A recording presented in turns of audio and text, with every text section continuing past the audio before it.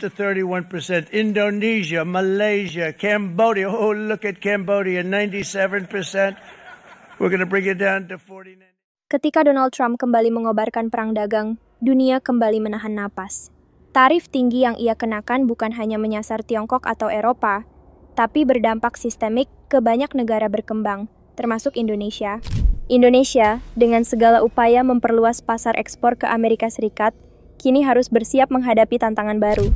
Kebijakan proteksionisme Trump membuat produk-produk ekspor unggulan Indonesia seperti tekstil, karet, alas kaki, hingga produk elektronik ringan terancam kehilangan daya saing. Ekspor Indonesia ke Amerika Serikat berpotensi menurun drastis. Jika sebelumnya produk kita bisa masuk pasar Amerika dengan tarif rendah, kini dengan tarif tinggi, harga jual produk Indonesia akan melonjak di pasar Amerika. Konsumen di sana akan beralih ke produk dari negara yang tidak terkena tarif, atau memilih produk lokal. Akibatnya, pelaku usaha ekspor dalam negeri terpaksa mengurangi produksi, bahkan melakukan pemutusan hubungan kerja. Ini bukan sekadar soal dagang, tapi soal nasib jutaan pekerja di industri ekspor. Penerimaan devisa negara pun terancam.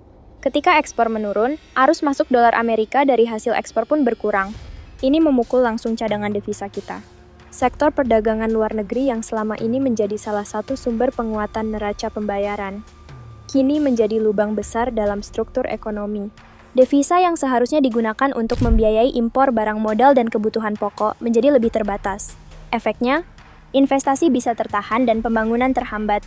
Neraca perdagangan Indonesia yang sempat menunjukkan surplus, berisiko kembali defisit. Saat ekspor turun tapi impor tetap tinggi, maka otomatis selisih antara ekspor dan impor akan negatif. Artinya, lebih banyak uang keluar daripada masuk. Ini adalah sinyal lampu merah bagi perekonomian. Defisit perdagangan menciptakan tekanan besar terhadap sektor keuangan dan kestabilan ekonomi jangka panjang. Dan yang paling krusial, rupiah akan menghadapi tekanan hebat. Ketika dolar mengalir keluar karena defisit neraca perdagangan dan cadangan devisa menipis, nilai tukar rupiah terhadap dolar pun akan melemah. Melemahnya rupiah tidak hanya membuat barang impor menjadi mahal, tapi juga meningkatkan biaya utang luar negeri Indonesia, baik utang pemerintah maupun swasta.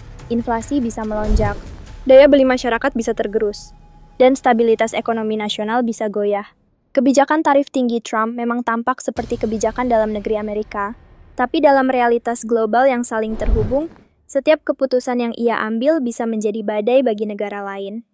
Indonesia harus bersiap. Diversifikasi pasar ekspor, penguatan industri dalam negeri, hingga stabilisasi sektor keuangan adalah langkah-langkah mendesak yang harus dilakukan. Karena jika tidak, dampak tarif tinggi Trump bukan hanya menjadi masalah ekonomi, tapi bisa menjelma menjadi krisis multidimensi.